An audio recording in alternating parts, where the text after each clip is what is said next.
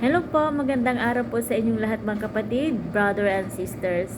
At ang paksa po natin ngayong araw po ay nais ko lang pong ibahagi sa inyo ang aming napag-aralan sa fellowship na ano po ang iglesia, paano po ito nabuo.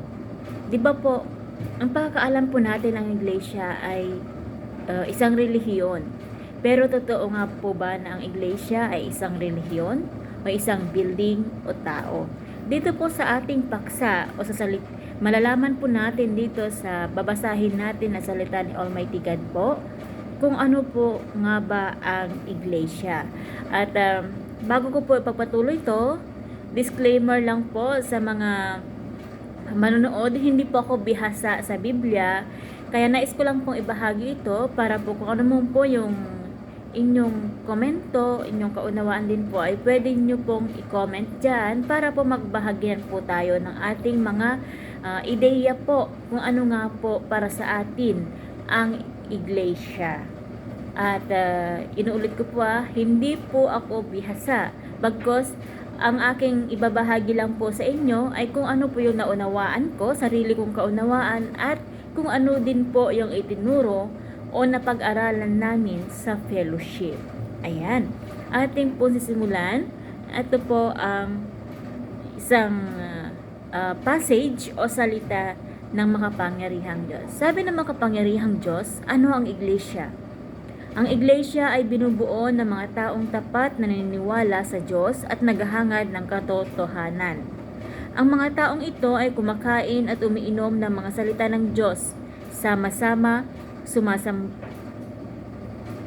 sumasamba sa Diyos, gumaganap ng kanilang mga tungkulin, nararanasan ang gawain ng Diyos at nakakamit ang gawain ng banal na Espiritu. Ang ganitong uri ng lugar ay ang iglesia. Ang Diyos ay gumagawa ng bagong gawain sa bawat kapanahunan. Pumipili ng isang grupo ng mga taong tunay na naniniwala sa Kanya at itinatatag ang isang iglesia sa bagong kapanahunan. Ang gawain ng Diyos na si Jehovah sa panahon ng kautusan ay napagsimula ng iglesia ng kapanahunan ng kautusan.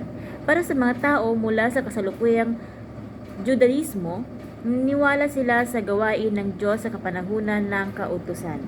Sa kapanahunan ng biyaya, ang Panginoong Hesus ay nagpakita at gumawa, personal na gumagabay at nagtutustos para sa mga tao. At tinatag ang iglesia sa kapanahunan ng biyaya. Ang huling paglitaw ng Katolisismo, Kristyanismo at Ortodoksismo ay lahat naniniwala sa gawain ng Panginoong Hesus sa kapanahunan ng biyaya. Alam natin lahat na ang tunay na iglesia ay binubuo ng isang grupo ng mga taong tunay na naniniwala sa Diyos at tinatanggap ang gawain at mga salita ng Diyos. Ngayong ito ang kapanahunan ng kaharian. Ang Panginoong Hesus ay bumalik na bilang ang nagkatawang taong makapangyarihang Diyos. Ang makapangyarihang Diyos ay nagkagawa ng bagong gawain at pumili ng isang grupo ng mga taong sumusunod sa Diyos. Kaya't naitatag na ba ang isang iglesia sa bagong kapanahunan? Ito ay kapareho na ng kapanahunan ng kaharian. Ang makapangyarihang Diyos ay dumating na at binigyang katuparan ang mga propesiya ng Panginoong Hesus at nagpahayag ng milyo-milyong mga salita. Ang mga tao mula sa lahat ng mga denominasyon na tunay na naniniwala sa Diyos matapos pakinggan ang mga salita ng makapangyarihang Diyos ay nakatiyak na ang mga ito ay mga salita ng Diyos at sumusunod sila sa mga yapak ng Diyos.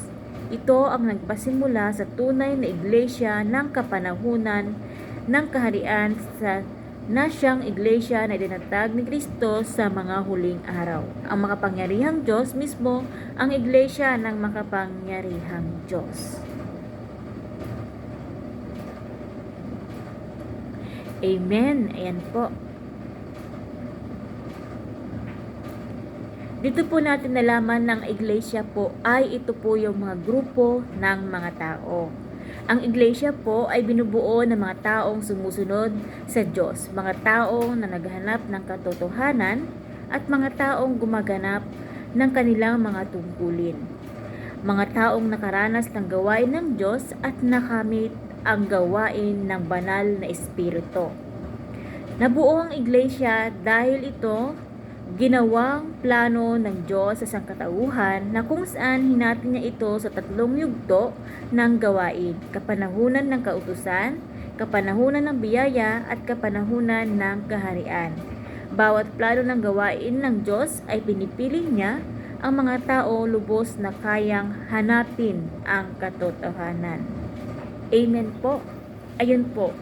Hindi po isang relihiyon o gusali o building ang iglesia, pagkos tayo pong mga tao na sama-samang naniniwala at sumusunod po sa mga salita at gawain po ni Almighty God.